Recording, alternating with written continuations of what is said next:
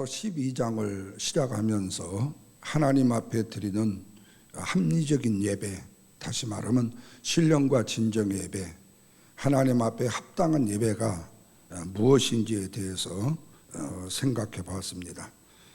다시 말하면 우리의 몸을 산 제사의 제물로 드리는 것이 어떤 예배인가에 대해서도 우리가 말씀을 보았습니다. 그리고 이런 예배를 위해서 우리가 어떤 삶을 살아야 될 것인가에 대해서도 또 말씀을 보았습니다.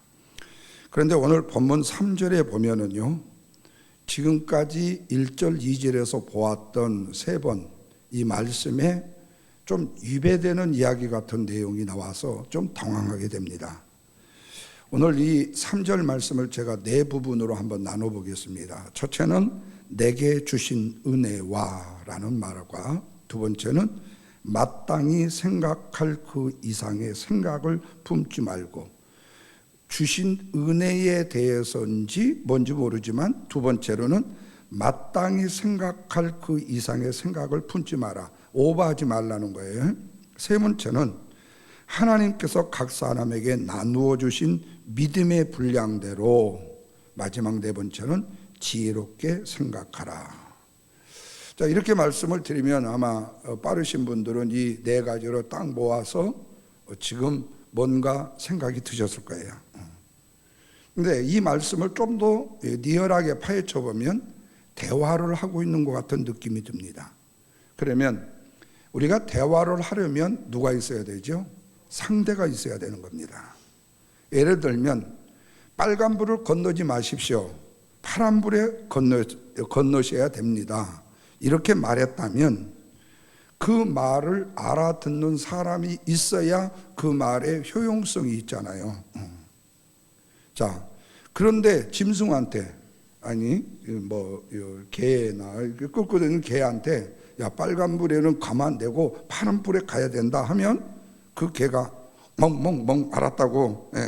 모르겠어요. 똑똑한 개는 그럴 수 있을지 몰라, 사람보다 나은 개가. 그런데 사실은 소용이 없을 거예요.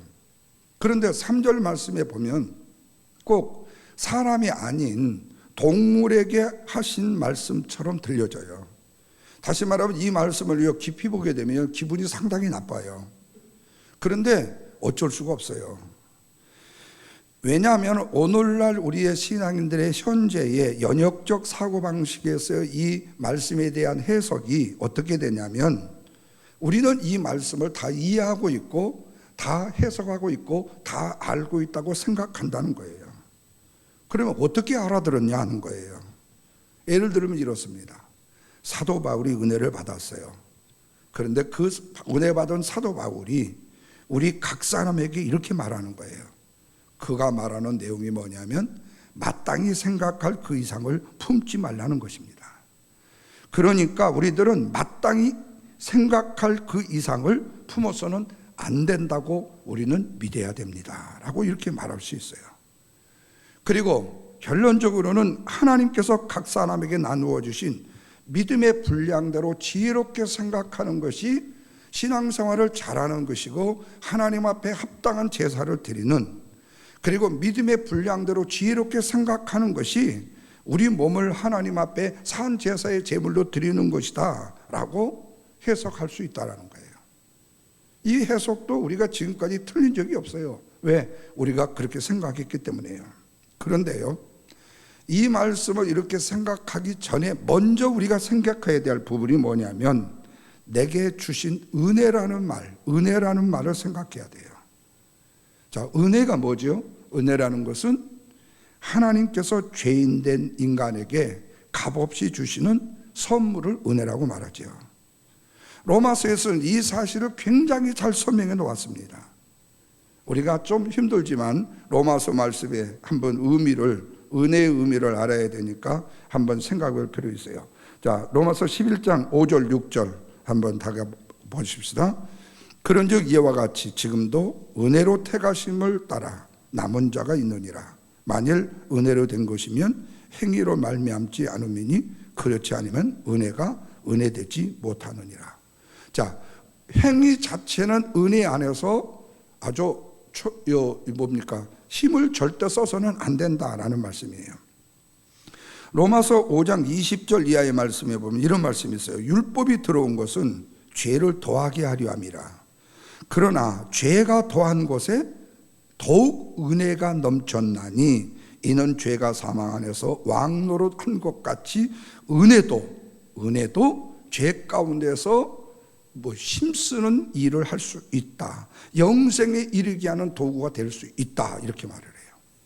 이 말을 우리가 얼마나 지금 많이 은혜롭게 사용하는지 몰라요. 저 같은 죄인이 은혜로 말미암아 구원을 얻었습니다. 그래서 여러분, 저같이 죄를 많이 지은 깡패가 변화된 이곳에 여러분보다 더 큰 은혜가 임했습니다.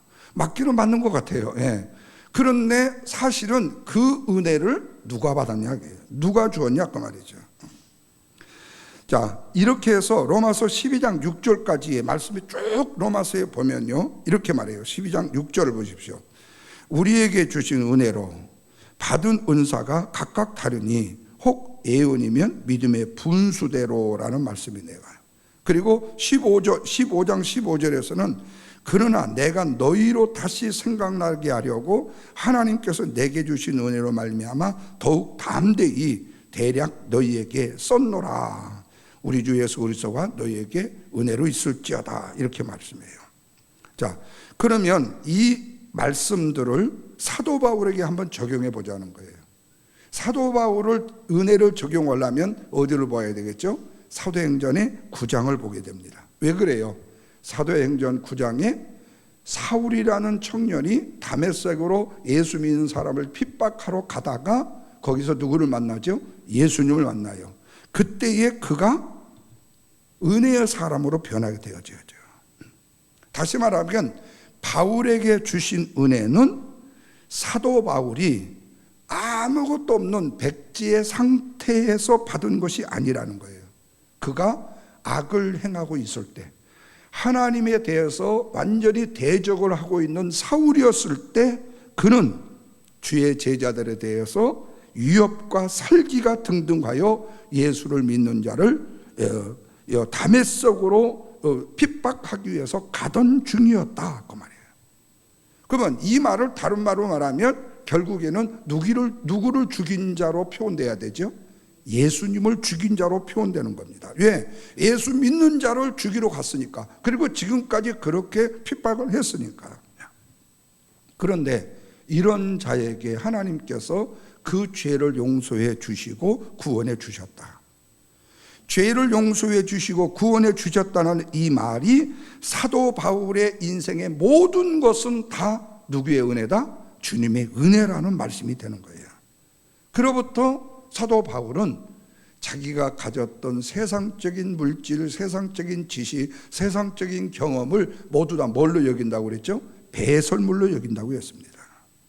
자, 하나님의 은혜는 바로 이렇게 사용되어지는 용어예요. 자, 그렇다면 예수 그리스도로 말미암아, 속량으로 말미암아 은혜로 구원을 얻었다고 우리가 이렇게 쉽게 말하는데, 문제는 이 말씀이 이 구원 속에 다른 모든 것들이 함께 세트 메뉴로 들어가서는 안 된다는 거예요. 은혜는 은혜도로만 나와야 되는데 은혜 안에 뭐죠? 내가 조금 조미료로 가미시켰어요. 왜? 내가 좀 똑똑하거든요. 내가 조금 지혜롭거든요. 내가 조금 경험이 있거든요. 내가 조금 돈도 있고요. 권력도 있거든요. 그래서 거기다가 자기가 양념을 좀 쳤다는 거예요. 그래서 은혜라는 아름답고 맛있는 메뉴가 나왔다는 거예요. 그래서 사람들은 하나님의 은혜라는 것과 우리의 신앙의 삶 자체를 약간은 구별해 놓는 거예요. 그러나 나의 나된 것은 누구라고 하면서도요, 하나님의 은혜라고 하면서도요, 그리고는 구원받은 이후의 삶을 그렇게 말하는 거예요. 다시 말하면 우리가 하나님의 백성으로서 어떻게 살아야 되는가? 그래서 12장의 말씀처럼 하나님께서 기뻐하시는 산 제물로 내 몸을 드리라는 말씀처럼 반응을 해야만이 내가 은혜 받은 자의 모습이라는 거죠. 근데 그건 사실 맞아요. 근데 근본적으로 은혜 받은 자의 그 모습에 대한 반응 자체가 내 행위와 내 열심과 열정이 가미된 것이냐, 순전하게 하나님의 은혜로 내가 끌림을 당하여서 나아간 것이냐는 것은 좀 더 구별해 봐야 된다는 거죠. 내가 이미 구원을 받았으니까 예수를 믿는 삶을 살아서 하나님 앞에 영광을 돌려야 된다. 자, 그러면 우리 생각해 보세요. 우리가 하나님의 은혜를 입었어요. 그러니까 구원받은 삶을 지금 살아요.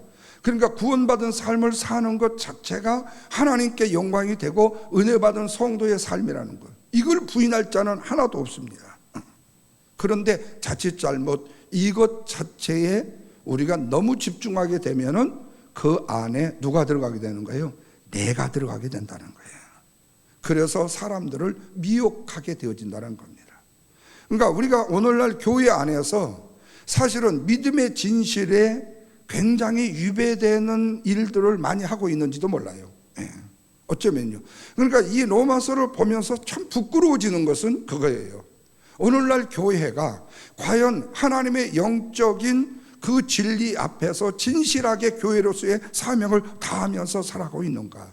아니면 인간의 행위를 거기다 가미시켜서 이것이 예수 잘 믿는 모습이고 이것이 신앙생활을 잘 믿는 모습이고 이것이 복받는 신앙인의 모습이라고 혹시 홍보하고 광고하고 그렇게 성도들을 미워하고 있지는 않는지, 그거예요. 자, 다시 들어갑니다. 우리의 구원은 전적으로 누구였어요? 하나님의 은혜예요. 나의 열심과 열정은 눈꼽만큼도 개입이 될 수가 없어요. 그러면 우리가 구원받기 이전에 구원을 받으려고 하나님의 말씀대로 열심히 살려고 노력을 하면 할수록 우리는 뭐죠? 죄를 더 많이 짓는다는 거예요. 죄를 더 많이 짓는다는 거예요. 근데 이것이 우리 현재의 신앙인들의 삶의 모습에서는, 아니 내가 말씀대로 살려고 하는데 그것이 왜 죄가 되냐고요. 그건 뭐를 말하는 거죠? 주권을 잃어버리기 때문에 그렇다는 거죠. 그러면 하나님은 왜 이렇게 만들어 놓으셨냐니까, 복잡하게. 그건 다른 게 아니에요. 하나님을 위한 온전한 뭐죠? 나의 하나님과의 주권적인 관계를 고백하기 위해서예요. 여러분, 이것을 이북의 김정은이하고 비교하면 돼요. 생각해 보세요. 김정은이 지금 고모부가 박수를 솔솔 쳤다고, 그리고 깜빡 졸았다고 자기가 그거와 회의를 하고 있는데 그거 가서 방사포로 죽여버렸어요. 그리고 조금만 모여서 자기가 비웃장상하고 몸만 실패했다가 하면 무슨 양식장에 고기를 잘못 길렀다나 어쨌다나 그래서 죽였어요. 그 말은 뭘 의미하는 거죠? 절대자 김정은이 나한테는 절대로 뭐죠? 뭐는 없다, 이 말이에요. 오직 나 이 시선 외에 다른 것은 없다는 거예요. 이것이 고모부라도 이것이 내 부모라도 안 된다는 거예요. 그러니까 사실은 하나님의 독재가 김정은의 독재는 아니에요. 예를 들자면 김정은이가 그 하나님의 주권을 지금 이용하고 있다는 거예요. 그래서 세상의 공산주의 망해도 지금 이북의 공산주의는 아직까지도 살아있는 거예요. 왜? 신앙의 모습으로 지금 가고 있기 때문에. 그 주권자의 모습으로 들어요. 그러니까 이 김정은이는 하는 말이 틀려도 그게 맞는 말이 돼버려야 돼요. 그 요즘에 지금 우리 너무 많이 보고 있잖아요. 이건 거짓말이 분명한데도 거짓말을 사실이라고 자꾸 얘기하니까 사실이 돼버려요. 사람은 설마 그럴 리가 있어? 그래서 항상 말투를 한번 보세요. 뒤가 꼭 꼬여요. 우리가 그동안에 듣지 못했던 이북 공산당들은 직설적으로 얘기하지만은 이 사회주의의 이 사람들은요 빌빌 꼴면서 얘기해요. 또 3초 올렸는데요. 예를 들어서 로마서 6장 4절을 말씀해 보십시다. 로마서 6장 4절에 보면 이렇게 말합니다. 그러므로 우리가 그의 죽으심과 합하여 세례를 받음으로 그와 함께 장사되었느니 이는 아버지의 영광으로 말미암아 그리스도를 죽은 자 가운데서 살리심과 같이 우리로 또한 새 생명 가운데 행하게 하려 함이라. 이 말씀에서요, 새 생명 가운데 행한다는 것은 곧 그의 뭐를 전하는 것이다? 죽으심을 전하는 것이다고 말씀해요. 그러니까 그의 죽으심을 전하지 않는다면 그 사람은 새 생명을 가진 자예요? 안 가진 자라는 말이 되는 거죠. 그래서 법 아래 있지 아니하고 은혜 아래 있다고 로마서 6장 14절에서 말씀하고 있는 겁니다. 그래서 말씀을 드렸듯이 구원받은 자로서 어떤 삶을 살아야 된다고 주장한다면 이것은 다시 법 아래에 살자고 주장하는 것과 같은 이치가 된다. 그런데 지금 목사는 광고할 때도 그렇고 설교할 때도 종종 이렇게 말하고 있으니 나도 지금 이 설교를 준비하면서 이 주거 설교를 준비하면서 너무 많은 갈등을 느낍니다. 왜? 그렇게 이야기하고 그렇게 광고를 안 하면 목사님이 천천히 좀 얘기를 해 주셨어야지 알지. 그렇게 광고 안 하셨잖아요. 우리 보고 하라고 좀 독려를 하시지 그랬어요. 세상 말로 말하면 조금 갑질을 좀 하지 그랬어요. 참 고민입니다. 문제는 바울이 법을 말하고 있다는 겁니다. 그 이상의 마음을 품지 말고 지혜롭게 생각하라. 이것이 법이지요. 그런데 이 말씀이 사도 바울의 법입니까? 하나님의 법입니까? 하나님의 법이라는 거예요. 이것이 분명히 법은 법인데 바로 하나님의 법이라는 거예요. 그렇다면 주님께서 우리를 어디로 다시 집어넣는 거예요? 법 아래로 집어넣어요. 이 구약에서 실컷 율법 아래 들어가지 말라고 그랬어요. 너희들이 용을 쏘도 율법을 지킬 수 없다고. 그런데 이 3절에서 또다시 우리를 법 아래로 집어넣는 거예요. 그러면 법 아래에 집어넣어서 은혜 받은 자인지 아닌지를 뭐 했다고요? 구별해 보겠다는 말씀입니다. 너희에게 다시 법을 주어서 너희들이 과연 은혜 아래 있는 자인지 법 아래 있는 자이들을 드러나시겠다. 그래서 은혜 받은 자들만 알아듣는 말씀을 하시는 내용이 뭐냐면 마땅히 생각할 그 이상의 생각을 품지 말라. 그러니까 이것은 우리가 정도껏 해라 이 말씀이 아니라 하나님의 은혜의 주권 아래서 우리가 생각해야 될 것과 우리가 살아야 될 삶의 그 모습이 오직 하나님의 주권적인 은혜만을 생각해야 된다. 근데 이 마땅히 생각할 이상의 생각이 어디까지냐는 거예요. 어디까지냐. 이게 너무 추상적이라는 거예요. 우리 딸이 운전을 내가 가르쳐 주는데요. 처음에 운전을 딱 했더니 야 오른쪽으로 틀어. 그랬더니 오른쪽으로 각을 틀어서 가는데 나보고 운전대를 놓고 맵도를 틀어야 되네요. 맷도를 틀어야 오른쪽으로 가네요. 내가 맷도를 트니 어떻게 알아? 감으로 그냥 트니까 오른쪽으로 가는 거지. 그거 참 설명이 복잡하더라고요. 그래서 무조건 틀어봐. 틀어봐. 근데 이게 맷도를 운전대에서 틀어야 된다고 이거요 굉장히 추상스러울 수 있어요. 물론 운전 교습소에서는 그거 가르치기는 합니다만은 어떻게 그 한계를 긋냐는 거예요. 근데 사람들은 노력해요. 마땅히 생각할 그 이상을 품지 말라는 것이 어디까지일까?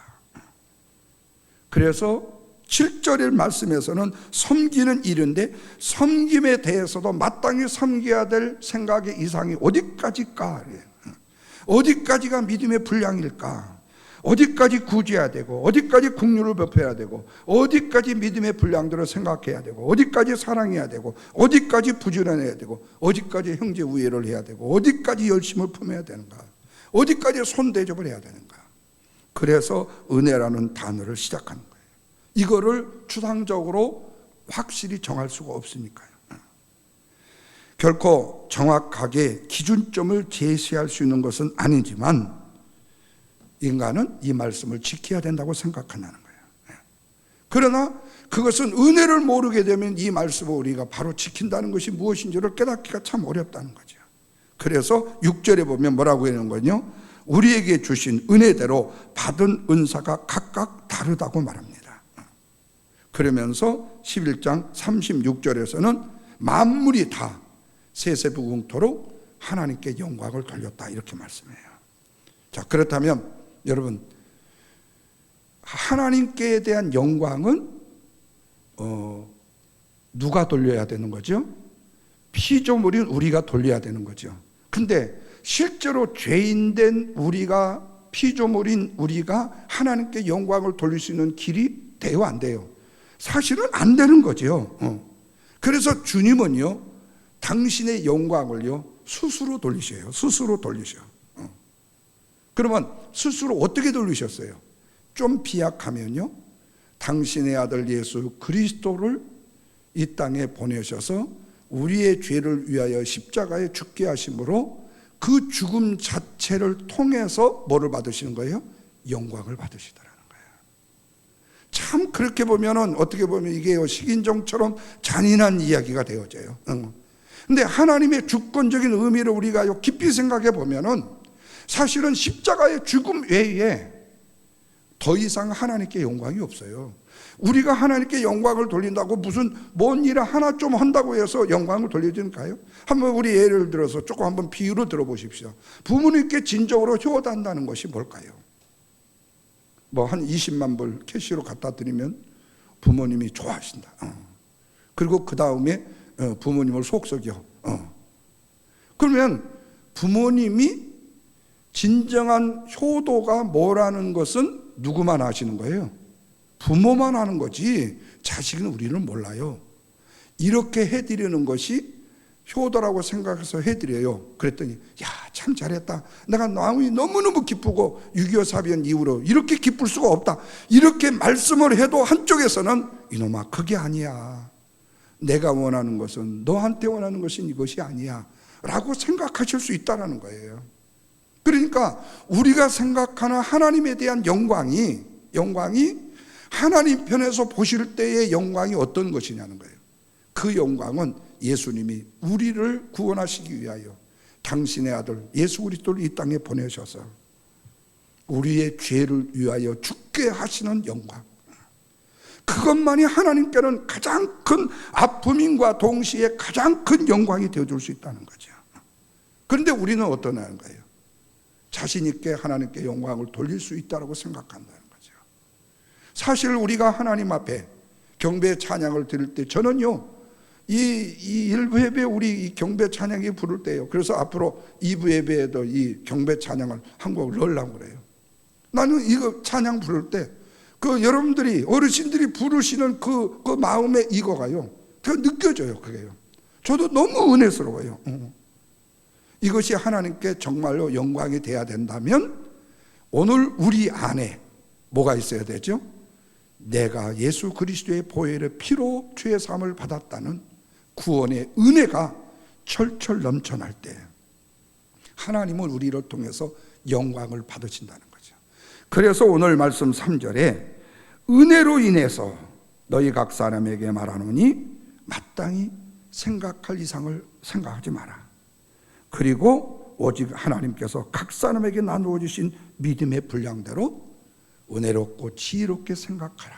그래서 이 말씀의 의미와 뜻이 이 은혜에 대한 부분을 우리가 깊이 알게 되어지게 되면 이 말씀의 해석이 달라져 버린다는 거예요. 이 마땅히 생각할 이상의 품지 말고 지혜롭게 생각하는 이 말씀 속에 내가 들어가는 것이 아니고 뭐가 들어가는 거죠? 주님의 은혜가 들어가게 된다는 거죠. 그래서 우리가 이 말씀을 내가 받은 은혜대로만 생각하지 말고 하나님이 우리에게 주신 은혜로 생각하면 오늘 우리는 하나님 앞에 진정으로 산 제사의 제물로 영광을 돌리는 복된 삶을 살지 않는가. 이 모습으로 살아가는 저와 여러분 되기를 주님의 이름으로 부탁드립니다.